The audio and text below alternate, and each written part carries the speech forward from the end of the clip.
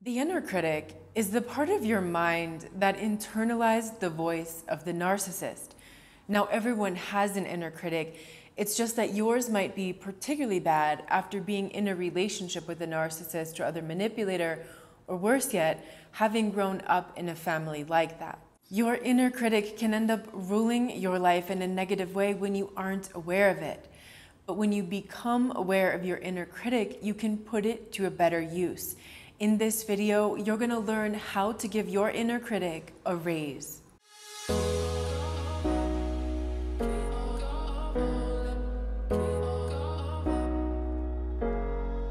Despite what you might think, the inner critic is actually useful for things other than self-criticism, harsh judgments, self-destruction, putting yourself down, deflating your hopes and dreams, and taking the wind out of your sails. Think of the inner critic kind of like a puppy.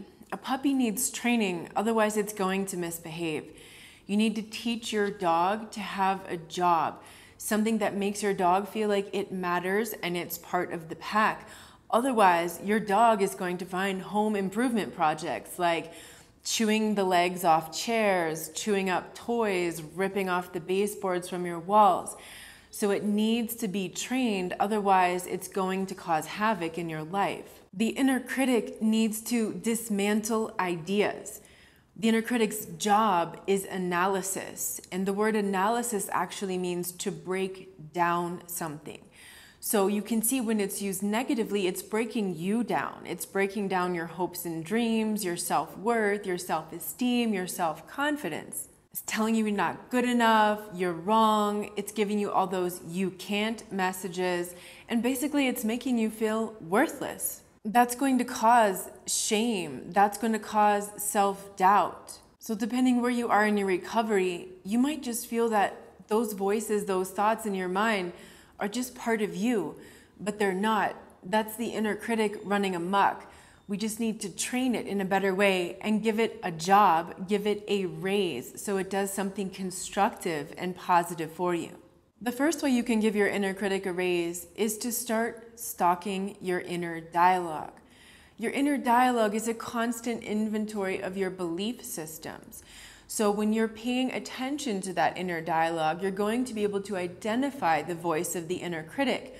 That's not going to be the only voice in there, but that's going to be a predominant voice in your mind if you've just been through narcissistic abuse or if you've been raised that way all your life.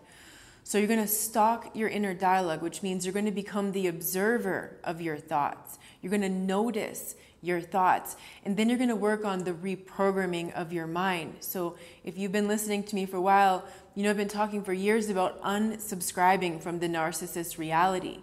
This is where you're unsubscribing from all those false beliefs that were taught you, that the narcissist said to you, that the narcissist told you that you are. All of those thoughts became internalized, and now you judge yourself in the same way. So the first step to change is to become aware of those thoughts and the voice of the inner critic. The next step is to teach your inner critic how to ask questions and think critically. Now, this is something that is not taught in schools.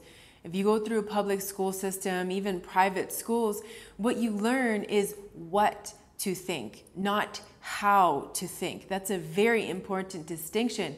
And you'll also find this when you watch media, when you get on social media, when you're subscribing to those cultural values, you're being taught what to think. Why? The powers that be don't want people to think for themselves. That's dangerous to the status quo, to the power structure of society. Same thing with the narcissist in a relationship or in a family with a narcissist, or in an organization or a work environment where there are narcissists and other manipulators. They definitely don't want you thinking for yourself. They want you to think what they want you to think, and that's it. They don't want you asking questions. The narcissist or the manipulator will teach you how to dismantle yourself instead of ideas. So you want to flip that around. You want to start teaching yourself how to dismantle ideas instead of yourself. So be the example in your community. Question reality, question things. Don't just take them for granted because someone told you or you saw it on the news or it's a common belief system. Ask questions, think critically. Now, if you think back to the relationship with a narcissist, or even in your family or that other work, social environment, they didn't want you to think critically. What happened if you asked questions and thought critically? They were dismissive, they shut them down, they gaslit you, they did the Darvo tactic, anything to make you doubt yourself, to stop asking questions, and just to completely subscribe to their reality. So when you ask questions and you can think critically, you're not going to be victim of abuse, because you're not going to accept things on surface value or just because other people subscribe to them. And 3, train your inner critic to focus on ideas instead of on you as a person, on your sense of self. So the very first thing you need to start to differentiate is your ideas from you, meaning don't take your ideas personally. That idea isn't about you. That idea has nothing to do with your sense of self. If you grew up with a narcissistic family, or you spent a lot of time around narcissists as an adult, you started to learn that your ideas are equated with your sense of self. Therefore, if you have a bad idea, which most ideas are bad ideas, right? If you have a bad idea, then you are a bad person, or you're not good enough, or you're a loser, or you're a failure, or you're never going to blah, blah, blah. So you want to be able to examine your ideas and re-examine them under many different lights and angles, so you can really get at, is there truth here? Is there evidence of truth? Does that idea have validity? What are the sources of the truth behind that idea? So you need to do your own research, which means you come up with an idea. Maybe it's a dream you have, it's a goal you have, it's just a perception you have of reality. As soon as you have that idea, you start digging into research. You start looking for answers. You start asking yourself if that's true. Is that true under all circumstances?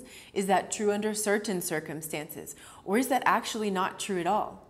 When you can flip your inner critic around like this, you're going to see how it helps you reach success in life.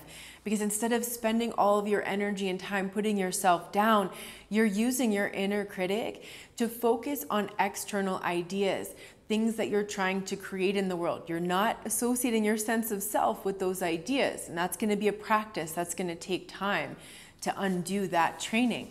But as you do that, you get better and better at doing whatever it is that you're trying to do here in this world. You're not going to keep running into walls and problems because you keep trying to make ideas work that aren't quite right. You're going to be able to examine those ideas more in depth, to improve them, and to carry out whatever it is that's your purpose and your mission in this life. So the inner critic isn't always something negative. It isn't always something that's going to ruin your life. You just have to train it better, just like you had a puppy that you need to train how to behave. You need to give it a job so that it feels like it matters and it's going to work helping you instead of cutting you down. So I hope this video was helpful for you. If it was, give it a like or let me know in the comments below. If there's something you want to add to this conversation, I would love to hear that in the comments as well. I'm sending you a big hug.